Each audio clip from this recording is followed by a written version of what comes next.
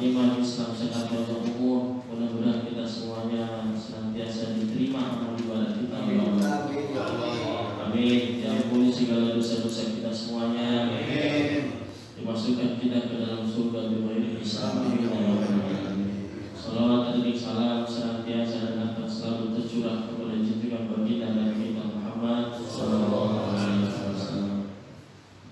Hadirin yang dirahmati Allah Subhanahu wa taala, pada kesempatan pagi hari ini insyaallah kita akan membahas tentang yang namanya al-walidah, atau sebutlah keadaan seseorang yang tadinya dia kecemplung di dunia yang sangat vital, kemudian tiba-tiba kembali 160 derajat ke hadapan Allah Subhanahu wa taala.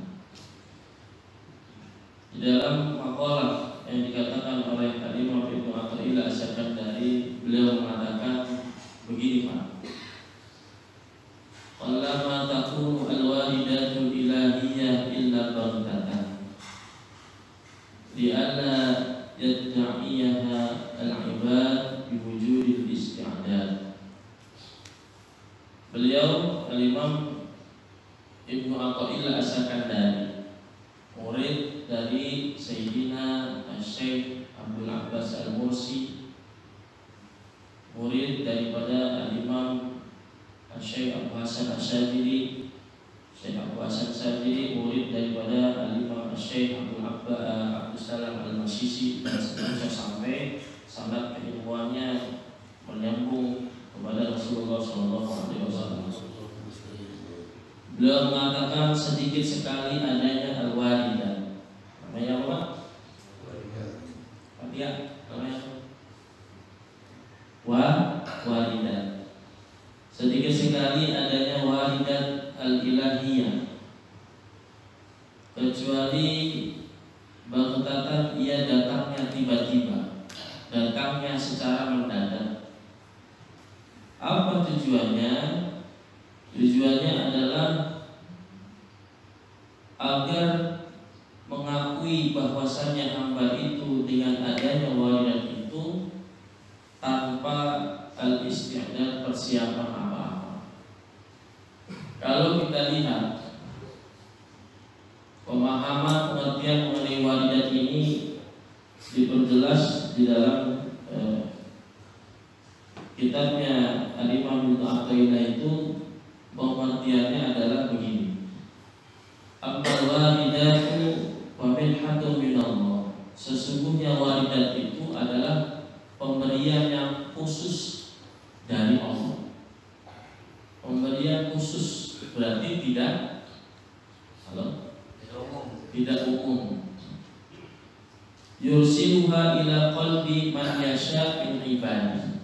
Dikirimkan oleh Allah walidah itu ke dalam hati seorang hamba sesuai dengan kehendaknya Allah, hak prerogatifnya Allah, sehingga fayasihu ba'da ghaflatin.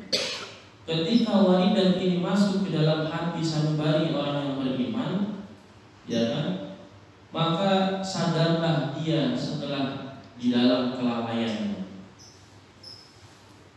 Wa yuriqu ba'da qaswatin, dan lembutlah hatinya setelah sebelumnya hatinya itu amat keras. Wa yuqbalu ilallahi ba'da idbari, dan kemudian menghadaplah dia ini kepada Allah setelah sekian lama orang ini membelakangi Allah Subhanahu wa taala. Kalau di dalam Al-Qur'an mungkin bisa kita sebut yang namanya walidah itu sebagaimana Allah Subhanahu wa taala berfirman itu, wallahu yahtassu bi rahmatihi man yasha. Dan sesungguhnya Allah itu mengkhususkan rahmatnya bagi orang-orang tertentu. Enggak semuanya dapat, hanya orang-orang pilihan Allah.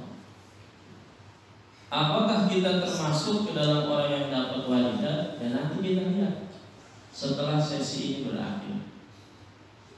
Maka dikatakan siapa orang-orang yang pernah mendapatkan curahan rahmat yang khusus ini dari Allah Subhanahu wa taala. Di dalam kitab ini dijelaskan la'allaka tadhkuru minhum al-Fudail bin Iyad.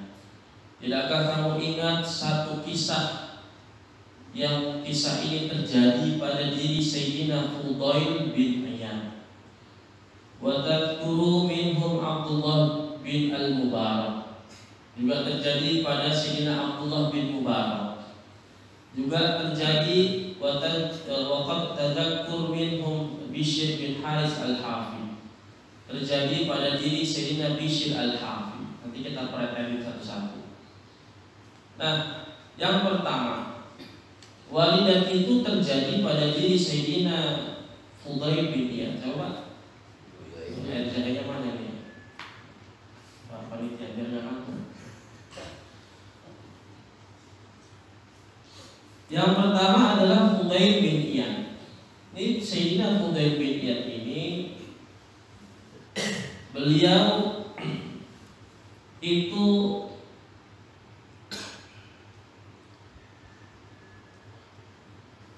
adalah orang yang dilahirkan di Samarkand, kemudian mati di Mekah pada tahun wafat di Mekah pada tahun 187 Hijriah. Berarti pas beliau wafat, Al-Imam Syafi'i berumur 37 tahun. Karena Imam Syafi'i lahirnya tahun 150 Hijriah, wafat tahun 204 Hijriah. Nah, Sayyidina Fudail bin Iyad berarti lebih senior daripada Al-Imam Syafi'i radhiyallahu anhu. Jadi Fudail bin Iyad ini bapak-bapak yang dirahmati Allah Subhanahu wa taala, karena al-Fudailu syakira. Ini orang dulunya adalah seorang perampok. Bapak tahu mencuri enggak? Kalau mencuri itu bilang-bilang apa enggak? Permisi. Permisi. Misi doang. Gosok sendal bilang-bilang apa enggak? Tapi kalau merampok itu di atasnya mencuri, di atasnya nyolong. Kalau maling masih diem-diem, nggak mau ketahuan sama orang. Tapi kalau merampok, itu kelihatan mukanya, bentuknya, kejahatannya, dan dikenal dia ini masanya adalah sebagai seorang perampok. Gak ada yang berani sama orang ini membeliau Fudail bin Iyad. Nah, suatu hari beliau ini sandarannya kitab. Saya pakai kitab Risalatul Qusyairiyah, Imam Qusyairi yang mengarang. Bukan ambil dari Google, tapi dari Imam Qusyairi, kitabnya beliau sih. Itu beliau waktu itu kangen sekali dengan kekasihnya, pacarnya udah lama nggak dikunjunginya di satu tempat. Kalau bapak-bapak lagi kangen gimana rasanya? Kan nggak enak kalau belum ketemu gitu, nggak enak rasanya. Masa lalu. Lalu kemudian tatkala udah nyampe ini ke tempat kekasihnya, dia panjat dinding rumah kekasihnya itu, maka fabainama huwa yartaqi al-jidarani ilaiha sami'a taliyan yatlu. Sayyidina Fudail bin Iyad kedengar ada orang lagi baca Al-Quran.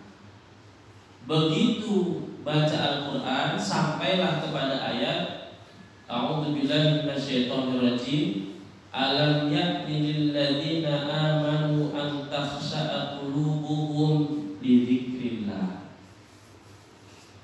Apa dia? Halo? Kata Al-Quran artinya kurang lebih begini, sampai kapan lagi waktunya bagi orang-orang yang beriman itu hatinya takut kepada Allah Subhanahu wa taala. Pada waktu itu masuklah walidat ke dalam diri Sayyidina Fudail bin Iyad, langsung rusuk ke jantungnya, ke hati yang paling dalam sampai bikin dia gemeteran. Sampai dia itu tidak pernah merasakan sesuatu yang seperti ini. Lalu kemudian Beliau mengatakan, faqala ya Rabbi qad'an, wahai Allah, sekarang waktunya, sekarang ini waktunya saya. Artinya mengingat Allah, kembali kepada Allah, takut kepada Allah Subhanahu wa ta'ala. Nah, ini ada yang menarik. Begitu dia pulang, faraja, dia pulang tuh akhirnya nggak jadi nemuin kekasihnya karena dapat waridat hidayah yang khusus dari Allah Subhanahu wa ta'ala yang tadi pertama kita bahas itu.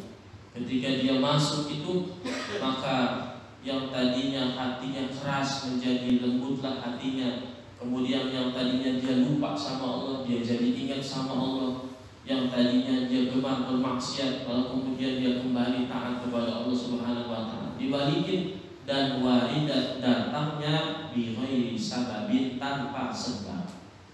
Gak ada sebab sebelumnya, pakai amalan apa, pakai zikiran apa, pakai melakukan amal soleh apa, itu datangnya tiba-tiba masuk ke dalam diri seorang.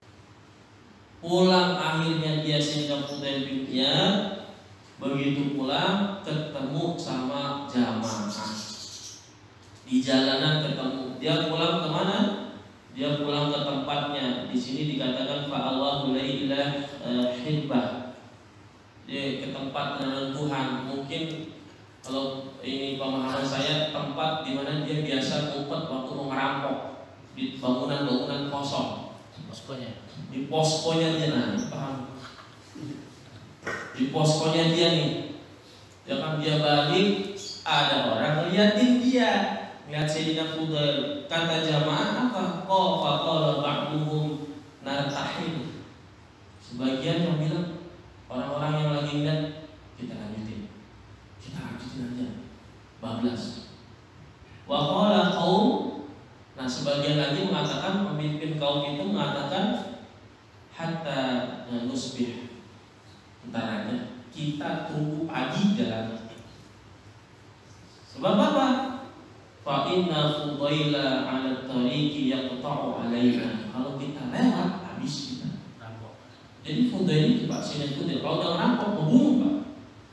Kalau sudah merampok, tidak hanya mengambil harta, yang nggak mau tunduk dulu itu dibunuh. Itu terserah dulu. Sebagai seorang perampok, akhirnya dia malu. Ada orang dengan itu malu, fatal Fudail tobat. Wa aminuhum, akhirnya dikasih jalan, diamani itu mereka itu. Kemudian beliau pergi ke mana? Ke Al-Haram, ke Mekah. Pergi ke Mekah hatta mata, sampai meninggal dunia. Dan di Mekah beliau belajar ilmu agama hatta soro aliman zahidan taqiya imamah, sampai jadi seorang yang alim, orang yang sangat zuhud, orang yang bertakwa, bahkan dia ini jadi imamah, pemimpinnya para ulama. Tadinya perampok. Jadi yang di sini belum pernah jadi perampok, ada harapan. Perampok kok. Awas, kita habis dari sini rampok dulu lagi. Udah dapat waridat. Jadilah dia imam, dan dari diri beliaulah belajar kemudian para imam-imam besar, di antaranya Sayyidina Sufyan Ats-Tsauri. Terus juga kemudian Sufyan bin Uyainah. Kemudian juga belajar dari diri beliau Yahya Al-Qattan. Kepada para ulama masyhur di zaman dulu belajar kepada beliau. Hadirin yang dirahmati Allah Subhanahu wa taala, ini sebelum kita lanjut kepada tokoh selanjutnya, ini ada ungkapan dari Sayyidina Fudail bin Iyad. Beliau mengatakan begini, Pak. Di antara nasihat-nasihat beliau itu mengatakan, idza ahabballahu 'abdan aktsaru dhamma. Kata beliau nih, kalau Allah itu cinta sama hambanya, Allah itu sayang sama hambanya, pasti hamba itu akan diuji. Pasti hamba itu akan diberikan kesulitan-kesulitan. Wa idza abghadha 'abdan, kalau Allah itu marah sama hambanya, tidak suka sama hambanya, setelahnya wasi'a alaihi dunyahu, Allah akan berikan dunia yang luas kepada dia. Ini ahli sufi kan, tasawuf. Kan tadi juga pernah mengatakan kalau tidak salah ya, siapa yang beriman ibtalahu akan diuji oleh Allah Subhanahu wa taala. Jadi orang yang banyak diuji oleh Allah Subhanahu wa taala dari segala sisi, baik ekonomi, diuji dari persoalan keluarga, pekerjaan, rumah tangga dan seterusnya. Nah, itu pertanda menurut beliau orang-orang yang diuji ini adalah orang-orang yang dicintai oleh Allah Subhanahu wa taala. Terus juga Sayyidina Ibnu Mubarak itu pernah bilang, masih di dalam kitab ini, pernah bilang begini, idza matal fudail irtafa'al hazan. Tidak ada hari yang paling sedih pada zaman itu kecuali ketika Sayyidina Fudail itu meninggal dunia. Itu hari berkabungnya panjang. Sayyidina Fudail meninggal itu masyarakat merasakan kesedihannya itu dalam waktu yang sangat panjang. Karena siapa kata Sayyidina Abdullah bin Mubarak. Terus juga sahabatnya yang lain mengatakan, siapa Abu Ali Ar-Razi, temannya nih, sahabatnya, mengatakan sahibtu al-Fudaila salasina sana. Saya temenan sama Sayyidina Fudail itu 30 tahun. Pak cocok temenan sama Pak Kowe berapa? Wah, lama. Berarti lebih lama. Ini 30 tahun, Pak cocok berapa? Ada 70 tahun. Kata Sayyidina Abu Ali Ar-Razi, saya ini temenan sama Sayyidina Fudail itu 30 tahun. Apa yang dia katakan? Ma ra'aituhu dhahikan aw mubtasiman. Saya enggak pernah tuh lihat Sayyidina Fudail itu ketawa, enggak pernah lihat ketawa 30 tahun. Atau mubtasiman tersenyum, senyum itu enggak pernah 30 tahun. Masya Allah. Ini kita lihat catatan kakinya di sini ada nggak? Oh ya, catatan kakinya. Fihi dalilun ala kamali husnihi fi sa'iri awqati. Ini merupakan satu petunjuk, satu tanda kenapa beliau tidak pernah ketawa, adalah karena sempurnanya rasa sedihnya di dalam seluruh waktu-waktunya kepada Allah Subhanahu wa ta'ala. Nggak pernah melihat orang ini ketawa tersenyum illa kecuali satu hari. Illa yauma mata ibnahu Ali, kecuali satu hari, di hari anak kandung yang bernama Ali, anak kandung beliau yang bernama Ali meninggal. Baru ketawa, baru tersenyum. Aneh gak Pak? Halo? Iya. Masih hidup nih. Kalau kita kebalikannya kayaknya, hidupnya ketawa mulu, senyum mulu, pas orang yang bisa cintai meninggal, nangis. Ini kebalik nih.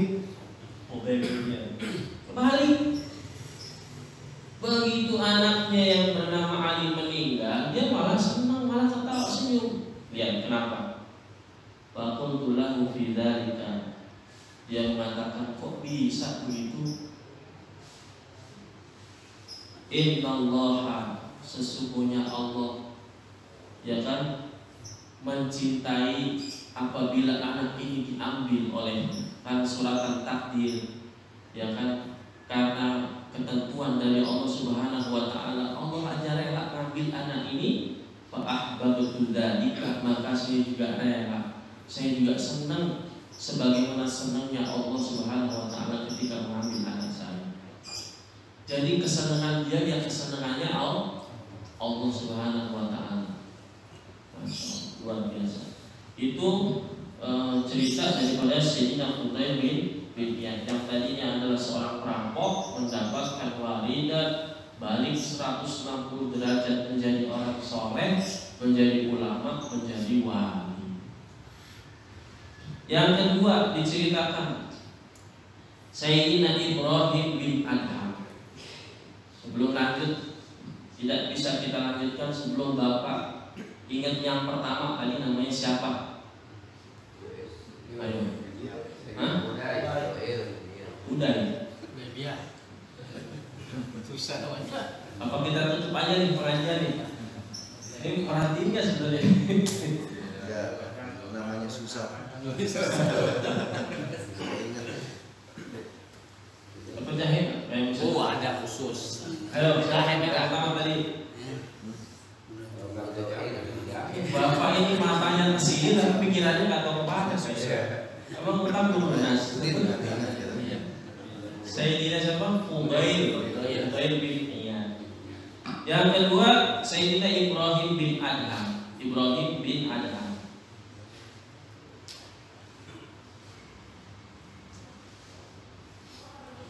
Beliau ini lebih keren lagi. Karena min abna'il muluk. Orang ini adalah anaknya raja. Tahu sendiri anak raja? Sultan. Kalau zaman sekarang mungkin dia nggak pernah pakai mobil-mobil biasa. Mobilnya mobil. Lihat anaknya Sultan Brunei Darussalam. Kayak apa? Anaknya pakai pokoknya dunia itu di tangan dia lah. Anak raja Sultan, dia bisa mendapatkan segala-galanya. Bahkan boleh ditanya, kita jamin Sultan anak raja pasti nggak bakalan mau dia kalau misalnya dirubah nasibnya menjadi orang biasa. Karena saking nyamannya jadi anak seorang raja, segala-galanya ada, dapat dan mudah. Tapi ini ada kisah Sayyidina Ibrahim bin Adham. Ini anak seorang raja. Fa kharaja yawman mutasayyidan fa athara ta'lan wa huwa fi fahatifa bihi hatif ya Ibrahim ali hadza khuliqta am bi hadza umirta. Ini anak raja Sayyidina Ibrahim bin Adham itu hobinya adalah apa namanya kalau mana itu? Berburu. Hobinya berburu musang, berburu kelinci, pakai kuda gitu kan, dikawal sama prajurit. Kalau bapak mungkin hobi kerennya main golf.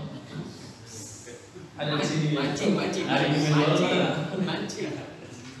Ada cok, hari ini main golf di mana? Panggilan tuh mancing lah ya. Mancing. Ikan dipancingin. Nah, mau belian di pasar. Hobinya berburu. Nah, pada waktu berburu itu terdengar suara, nggak ada orang, tanpa rupa, namanya hatif dalam bahasa Arab. Itu bilang begini, ya Ibrahim, wahai Ibrahim, ali hadza khuliqta, apakah karena ini engkau diciptakan? Am bi hadza umirta, apakah dengan ini engkau diperintahkan? Gitu kan? Masuklah itu Hatib ke dalam sanubari Sayyidina Ibrahim bin Adham, ya kan? Sampai suara itu jawab sendiri mengatakan wallahi ma li hadza khuliqta, demi Allah bukan karena beginian engkau ini diciptakan sebagai makhluk, wala bi hadza umirta, bukan gara-gara ini juga engkau ini diperintah. Karena sejatinya manusia itu apa? Tugasnya apa? Wa ma khalaqtul jinna wal insa illa liya'budun. Dan tidaklah diciptakan manusia dan jin itu melainkan hanya untuk beribadah. Maka ditanya, emang ini berburu ini engkau diciptakan untuk itu? Memangnya engkau ini diperintahkan buat memanah-manahi binatang itu? Demi Allah bukan karena itu, wahai Ibrahim. Akhirnya yang terjadi, Hatib itu masuk ke dalam diri Sayyidina Ibrahim bin Adham, bergetar dia. Kemudian pada waktu itu kontan menjadi sadar apa yang terjadi. Akhirnya dia melihat ada penggembala domba, ayahnya sedang menggembala dombanya. Kemudian wasadiqa ra'iyan li abihi fa akhadha lirra'i min sufi wa labisaha wa atahu farasahu wa ma'an. Akhirnya penggembala itu dideketin, kebetulan lagi pakai baju wol. Penggembala ditukar sama bajunya sultan, kudanya dikasih sama pengembala, bajunya itu juga ditukar. Kemudian apa yang terjadi? Kagak balik lagi ke istana, langsung beliau jalan kaki menuju Mekah. Jalan kaki menuju Mekah, melewati lembah-lembah, padang pasir. Dikatakan di sini hutan belantara, hutan-hutan liar dalam keadaan jalan kaki. Sampai kemudian beliau sampai ke Mekah untuk menuntut ilmu. Begitu. Summa dakhala Makkah wa sahiba biha Sufyan ats-Tsauri. Kemudian dia setibanya di Mekah dia bersahabat sama Sayyidina Sufyan ats-Tsauri wal Fudail. Yang tadi pertama dia bersahabat dengan Sayyidina Fudail bin Iyad. Wa dakhala Syam wa mata fi. Kemudian hijrah ke Syam dan meninggal di sana. Tetapi di sini bapak-bapak yang dirahmati Allah Subhanahu wa taala, setelah hijrahnya itu beliau Sayyidina Ibrahim bin Adham yang tadinya makan enak apa aja selalu ada, daging-daging, buah-buahan dan seterusnya, wa kana ya'kulu min amali yadihi. Setelah hijrah dia itu enggak mau makan kecuali dari hasil tangannya sendiri. Mislu al-hasad, contohnya seperti hasil pertanian. Dia bikin sawah sendiri sampai padinya tumbuh jadi, kemudian dimakanlah hasil daripada padi itu. Wa hafidhu al-basatin, juga dia punya kebun, makan dari hasil kebun itu. Gak pernah makan dari hasil selain hasil dari tangannya sendiri. Coba betapa halalnya apa yang dimakan oleh Sayyidina Ibrahim bin Adham. Di sini diceritakan dalam proses ketika beliau jalan kaki sampai ke padang pasir, ya, sampai beliau ke padang pasir. Ini ceritanya ada sanadnya di dalam kitab ini. Itu wa annahu ra'a fil badi rajulan 'allamahu ismullahul a'zam. Tatkala dia ini ada di padang pasir, ini ada yang ngajarin dia, Pak. Yang ngajarin dia zikir ismullahul a'zam. Ada yang ngajarin bacaan bismillah lah, kurang lebih itu. Yang mana fada'a bihi ba'da. Sayyidina Ibrahim ini kalau doa ini pakai di sini. Pakai doa ini. Maka fara'a al-Khadir alaihi salam. Kemudian di padang pasir itu dia melihat Nabi Khidir. Nah, dia melihat Nabi Khidir alaihi salam. Wa qala lahu, berkata kepada dia, ngomong begini, inna 'allamaka akhi, sesungguhnya yang ngajarin kamu ismul a'zam itu tahu gak siapa? Di padang pasir. Tahu siapa? Yang ngajarin itu adalah akhi, saudara saya, Dawud, namanya adalah Nabi Dawud alaihi salam. Yang ngajarin isim di mana sih? Nabi Dawud. Ini cerita ini bersama akhbarul Nabi dzalika Syekh Abu Abdurrahman As-Sulami, dari Syekh Abu Abdurrahman As-Sulami, beliau dari Muhammad ibn Husain bin Al-Khashab. Diceritakan dari Abu Hasan Ali bin Muhammad Al-Misri, diceritakan dari Abu Sa'id Al-Kharraz, diceritakan dari Ibrahim bin Bashar, dan seterusnya dan seterusnya. Kalau orang sudah dapat walidah, memang agak unik dan luar biasa. Karena sering kita dengar kalau Nabi itu pernah mengatakan at-taibu minadz dzambi kaman la, yang ditemuinya para nabi, yang ditemuinya para orang-orang soleh. Sebagaimana ada satu doa, Allahumma inni as'aluka hubbaka, ya Allah, saya minta kepada Engkau agar saya ini cinta kepada Engkau. Wa as'aluka man yuhibbuka, dan saya memohon kepada Engkau mencintai orang-orang yang mencintai Engkau. Berarti kan ini mencintai orang-orang soleh. Wa amalan ladzi yuballighuni hubba, dan tuntunlah saya daripada mengamalkan amalan yang menyebabkan amalan itu saya jadi cinta kepada Engkau. Jadi jangan heran kok orang ini yang tadinya seorang anak raja, seorang perampok, jadi kok tiba-tiba mendapatkan perhatian yang khusus. Ya memang karena pada saat itu orang ini adalah orang yang dalam keadaan taubat. yang dikhususkan oleh Allah Subhanahu wa taala sebagai para kekasihnya Allah Subhanahu wa taala.